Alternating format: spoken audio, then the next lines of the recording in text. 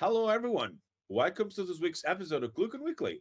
This week, joining us is Nuno Reis from TalkDesk, uh, a technical advisor at TalkDesk and long friend of the open source industry and especially real-time telecoms, and recently speaker at FOSDEM, which we'll talk more about. Thank you for joining us today, Nuno. Hi, Luca. Thanks for having me. It's a pleasure to be here. I kind of follow ClueCon Weekly for a long time. Basically, I started working with FreeSwitch around 2012. I've been at ClueCon in Chicago in 2013. Well, you need to And join. You need to come again. Then next year is going to be yes, fantastic. it's a big trip for me since I'm in Europe. Portugal, it's kind of a big trip, but I would love to be there again. I hope I will have the opportunity to go back. But since then, since 2012, basically I worked for a long time with open source projects, starting with FreeSwitch back then. Oh, Before FreeSwitch, I was also a Asterisk user, so I used Asterisk before with some projects in the university, also with some personal projects where I was kind of a freelancer myself. It was a very long time ago, probably almost 20 years now. But yeah, so that's it. I can probably describe a little more about me and yeah. my How did you path. get started? That's always interesting. What Okay, are your so beginnings? I went to be a computer science scientist in the university back in 2004. So I studied in Coimbra, which is a center town here in Portugal, computer science there. And when I finished my third year there, I had my first project, which was the bachelor, the end of the bachelor project that I have to do, and it was already with VoIP back then. We did a kind of a PBX system with Asterisk back then, and we had some tasks about like learning SIP, learning all the protocols, RTP, how things worked, why is SIP discorrelated, uncoupled from RTP. So it was my kind of introduction to VoIP and all the technology. I really loved the theme. I was kind of very interested back then in networking in general, and VoIP was pretty great to start with and start learning more things about it. So yeah, that was my first experience. Then I ended up doing my master's degrees with a specialization in networking in particular at the University of Coimbra. Uh, at the same time, around 2007, I started studying and working, and I went for working at Siemens back then, Siemens Networks. Oh, So nice. I started as a programmer for the transport networks and the transport network elements that Siemens made. So things like SDH connections, DWDM. A year or two later, MPLS was also starting, IP MPLS. So I was a programmer in Java back then at Siemens. Then Siemens merged with Nokia, and I was an employee with them for 3 years from 2007 to 2010. Basically started as a programmer, then moved a little bit to the architecture part as well. So started designing some workings around the needs of what our customers demanded back then. And I ended up leaving Nokia Siemens in 2010 in an agreement with the company. I still had my master's to be finished at the university, and back then I returned full-time to the university around 2010, 2011. I basically had the time to finish the master degree, and I won a scholarship to do some research at the same time, and the research was about, at the time, IPTV systems. So again, some kind of real-time some kind of real-time communications as well, but with a special focus on the IPTV and on the actual transport layer for that. So my thesis for the master's was about having a full software-based home router device that was kind of capable of handling IPTV media streams and the normal internet that the carrier delivers to home users. And the idea was just having a small physical device that doesn't need to be managed, remotely managed, and all the management and intelligence was basically put inside the core network of the carrier. So I proposed something like deploying a virtual gateway nearby the customer, but still inside the carrier network. This would enable better management without the need of sending people for troubleshooting things to the customer's premises. Oh, that's cool. Yeah, so all the thesis was targeting an idea and a solution for that. And I was kind of successful with my proposal. I actually wrote some papers to some conferences back then about the theme.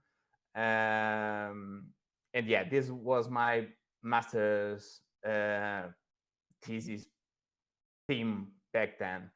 When I basically finished, I started with a small company here in Aveiro, where I started working with VoIP again, free switch first. The idea was that particular company was called Wavecom.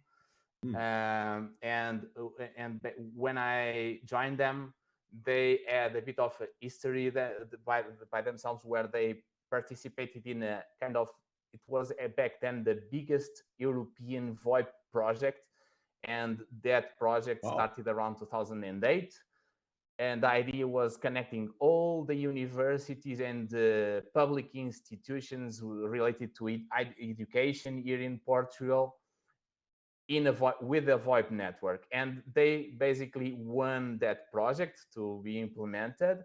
They did everything almost with open source. So they used back then Asterisk and OpenSer, which is now Cameilio. Yeah. And they also used some proprietary equipment in the middle, like the SBCs. They used Acme Packet back then for SBCs. They used a lot of media gateways, which was servers put together with basically Asterisk and cards from Sangoma to interconnect with legacy PBX from the 80s and from the early 90s, which was a requirement for the project, having that integration between the old systems and the new. So they basically put together an architecture which was distributed. So each campus, each university in each city had their own server or servers and media gateways doing the job for basically providing a PBX experience. And all the integration, all the calls between these institutions were then run over Enum. With basically that project showed for a long time that Portugal was basically the country that used most Enum queries in DNS against everyone else. So Wow. it was kind of interesting, that part. So that's how the company started also doing VoIP. And when I joined them in 2012, they were in the position where they were just kind of giving a small bit of support to that project, which would add at that time around 5 years. And the guy that was the actual CTO at Wavecom had a different vision for future. He was thinking back then already about cloud and centralized solutions for having a kind of IP Syntrax solution. And for having such a solution, he decided that we should look at things like FreeSwitch, which had multi-tenant support already by default back then, in comparison to Asterisk. So we decided that it was better to avoid for virtualization. We decided that performance was very important from the start. So we ended up adopting FreeSwitch, Postgres as a database backend, and started basically implementing around. And we also looked at very small amount of projects for managing such a solution, already open source projects. And we ended up identifying Fusion PBX from a project which is made by Mark Crane from Idaho, there in the States. We actually invited him to come over to Aveiro and have some joint work sessions here with him. We ended up using his data model from Fusion PBX back then, but we kind of, like in a year after starting with Fusion PBX, we kind of forked Fusion PBX and started doing things our way. But it was basically the basis behind what we identified as a good starting point. And so we started small. We deployed our first IP Syntrax solution for a carrier here in Portugal. It was deployed in a physical data center, but to be used as if it was a private cloud already for that carrier final end customers. And when the thing started growing, we also started to have some impact in performance, and we were forced to improve and do some changes again. We ended up adding Chameleon to the mix in order to be able to scale horizontally, because it was a need. In that process in the upcoming years, we basically learned a lot about everything that such a solution implies. So added Chameleon, we started adding some actual cache system in the middle as well, using Redis, for instance. And we ended up with a pretty solid product for a core system, where we were able to do a lot of different things. We ended up with a core system that could be also used as an SBC, basically. We were able to adapt SIP every time it made sense. We were and dynamically, so we had an interface where we could define per domain, so per tenant, rules that would be changing in incoming and outgoing SIP when needed. We developed a very interesting call permission system. So we were a target for fraud since the beginning. And almost from the beginning as well, we decided that we had to have a kind of a solution to defend ourselves from fraud. And the system was basically put together to define a kind of group per destination based on country prefixes.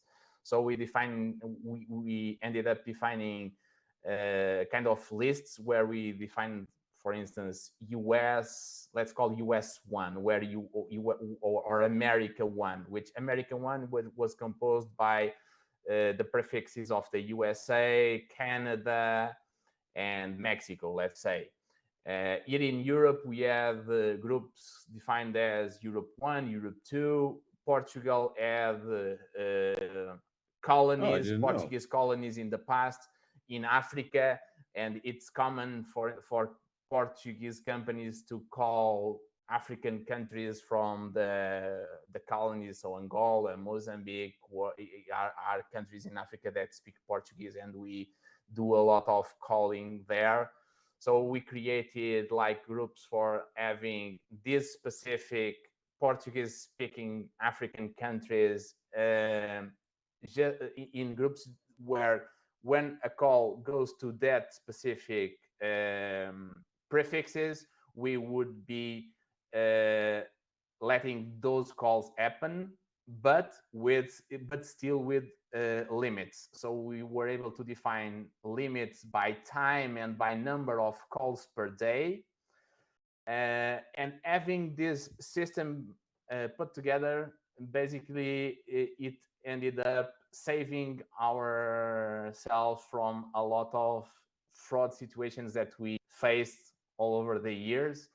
But even and it actually happened even when we were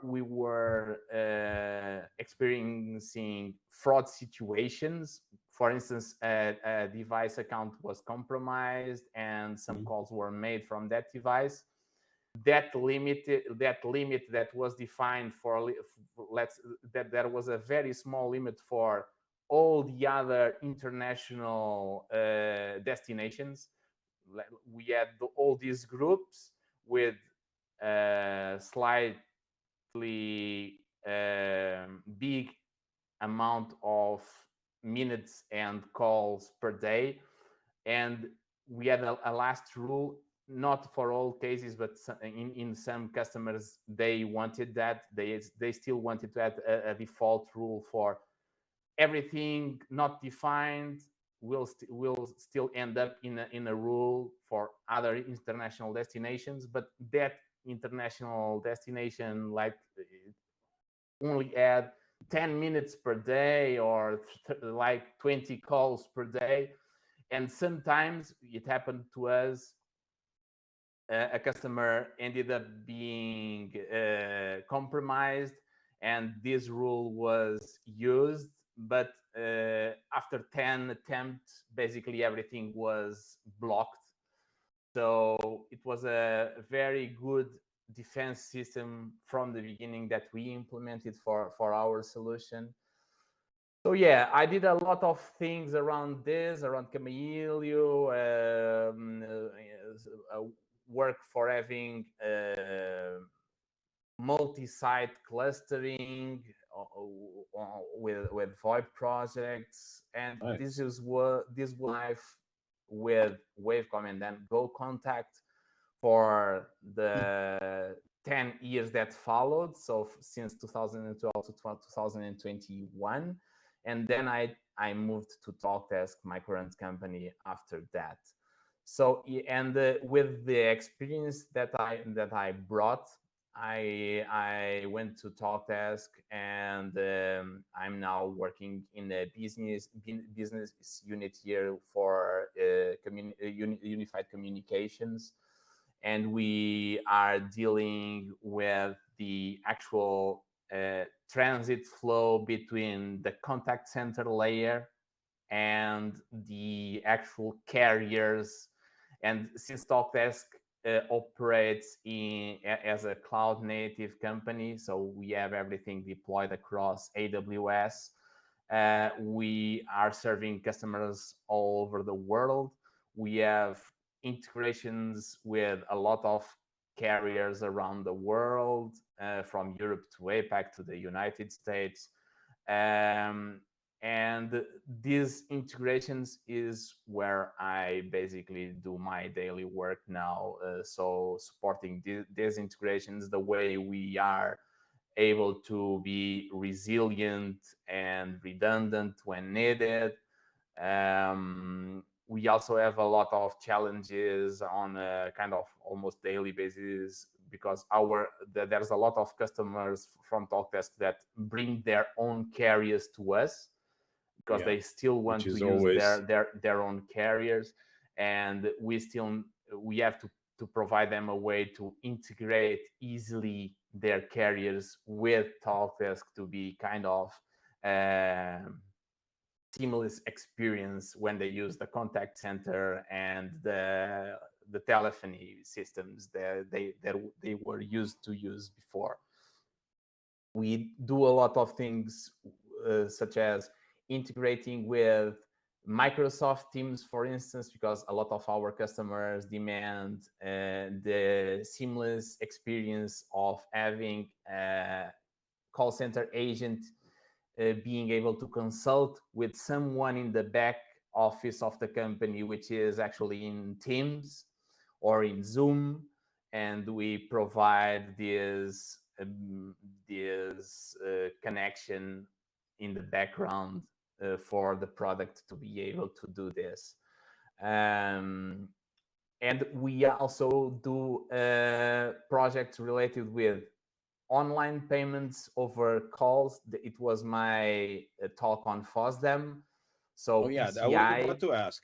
I know you spoke at FOSDEM, and it's a very interesting topic to me because I've been working on some PCI stuff too. So I was curious if you could give us some quick pointers about what the talk was about for the people who couldn't attend FOSDEM, which is a great conference, and you should go next year. But exactly, absolutely. So my talk was about having a totally open source supported solution for having secure PCI payments live over VoIP calls. So one of the experiences that our customers here at TalkDesk are used to have is being able to be talking to the agent and still at the same time be able to do some payment without leaving the agent, because there's I saw this before. There's a common way for PCI to work, which is you are speaking to the agent, and now the agent tells you, okay, now you want to do the payment, I will transfer you to a prompt where you will be asked for the credit card digits, etc. You have to insert those, and when you are finished, you will be sent back to the agent. Here at TalkDesk, we do this with the agent live, speaking to the customer all the time without having to leave. And in order to do this, we have to basically get the call in, and we do that. We basically did this for this specific project using Camille and RTP engine alone. So we get the call in delivered to a Camille we have. Then we send the call to a PCI provider that we use to process the actual payment. We send them just the signaling over TLS. The PCI provider basically adds some headers in the SIP about a token that should be used by the agent when the agent wants to actually process a payment. And we basically get that header and that token. We get it out from SIP, and then we invoke an internal API in the contact center layer where we send that token, and that token is, when the call is actually presented to the agent, the token is also shown in the UI for possible payments. And when the agent wants to start a payment, basically it just picks that token. He just clicks a button to actually enable what we call the secure channel. And what is this secure channel? When the agent clicks that secure token, that actually invokes a API on the PCI provider, telling the PCI provider we want to do a payment now. And since he knows that token already and he can correlate the token with the call, he will basically send re-invites to us after this, and he will be putting himself in the media path just for the period of time where the payment is being done. And that's super cool. Yeah, and when they are basically in the middle, the agent is able to see in the screen like a green lock that will basically tell him, okay, you are now able to proceed with the actual payment. So the customer starts typing the credit card number, and he can speak to the agent anyway. And the agent is able to see the digits being fulfilled, like like dots being appearing in the screen, one for each of the digits of the credit card. And this PCI provider basically also they remove the DTMF tones from being heard in the agent side. So the agent, while the customer types the credit card, the agent just hears one unique sound for all the supposedly typed numbers for security reasons, of course. And the agent can basically follow the customer doing the typing, and if everything is fine, in the end, the transaction is processed successfully eventually. And after this, the PCI provider will re-invite us again to be removed from the media path again. And basically the media path is just flowing over Talkdesk infrastructure alone. And we basically implemented this using Chameleon, SIP, TLS, and SRTP for the media. So everything is totally secure. The way we deployed it, we deployed this was using CI/CD tasks. So everything was put together using Ansible and Terraform. So there's no need to actually log into these machines, like do SSH access or whatever. So the environment is totally sealed, and it's actually a different account in AWS, because this is PCI and we have to follow a lot of rules to be certified.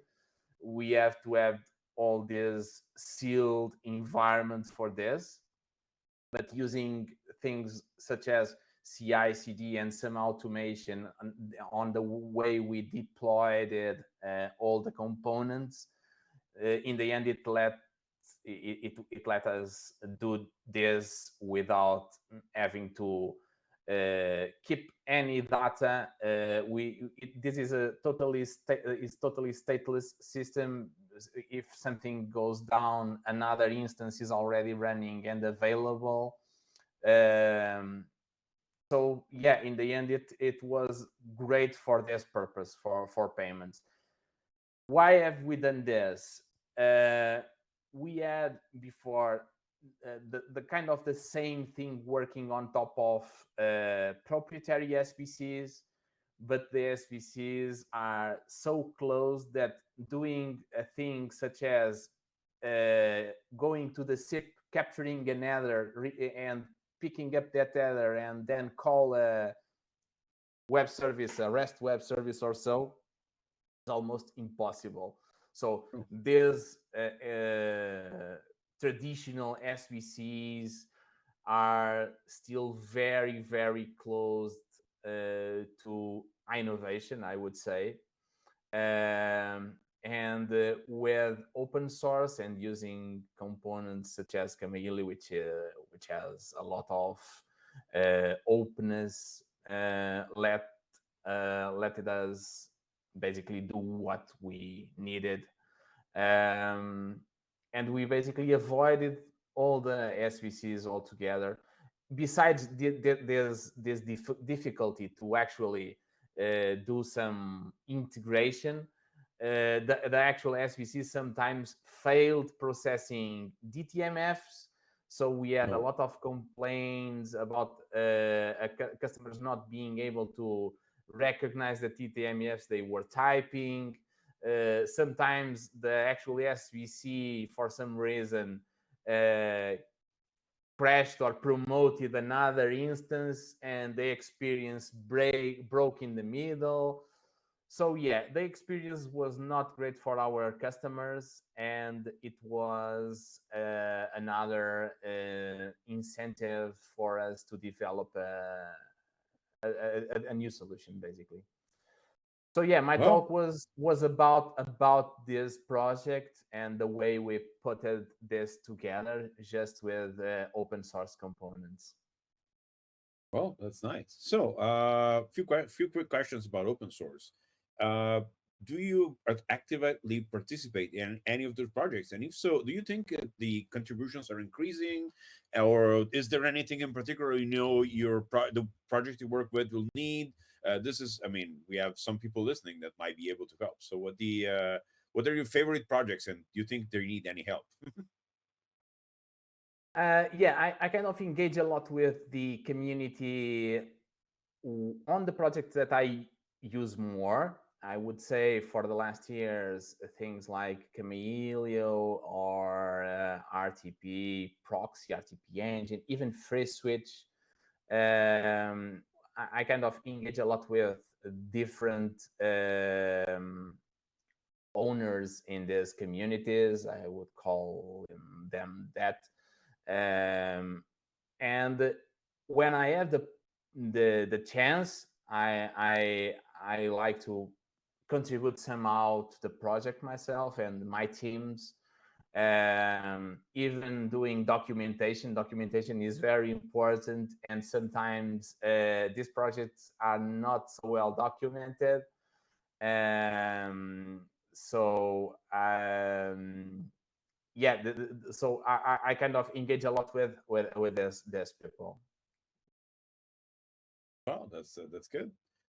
Okay, so well, I mean, a lot of expertise coming from you. You've been doing this for a long time, and I really like the PCI compliance aspect because it shows how open source tools can be used to build very valuable commercial solutions. Like PCI compliance is one of the biggest. Is one of the biggest things in the U.S. market. So it is really it's really a very interesting and important way to showcase what things can be done. Well, and it was just to add something else. When we basically submitted this new solution, this new project to a certification, because in order to be PCI compliant, we have to certify each year the solutions that actually are used to process payments, and the audit company that did the certification produced a report in the end, telling that basically they almost never seen such a good solution with such good patterns as the way we put this thing together. So it made us very proud of what we actually ended up doing. Because in comparison to the previous certifications of the last years with proprietary components that we were using, they ended up finding they always were able to find some specific thing that needs to be improved or whatever. And for the new solution, they didn't find anything. Everything was perfect almost. So that proves that open source is indeed a great starting base for doing whatever makes sense for the use case in particular anyone can have. Cool. Yeah, that's always well, and use FreeSwitch too, which we love very much. So keep Yeah. using FreeSwitch. And yeah, well, again, so Nuno, thank you for joining us today. It was such a pleasure, and it's I mean, again, you have a lot of experience, and I really like how the tools you're showing how the tools we use in open source are actually used to do many interesting things. So thank you for joining us today, which is a pleasure. It was a pleasure for me too. Thank you for having And me. join us at ClueCon in August. I It's hope I going to be can I back in can Chile. return I hope I can return very soon. Yeah. Okay, good. So we'll wait for you. ClueCon is in August. I think there's a sale going on right now for tickets. So if anybody's interested, we can go take a look at the website. And so Nuno Reis from TalkDesk joined us today. Thank you very much for being with us. And Thank for the you. rest of the people, I'll see you next week. Goodbye.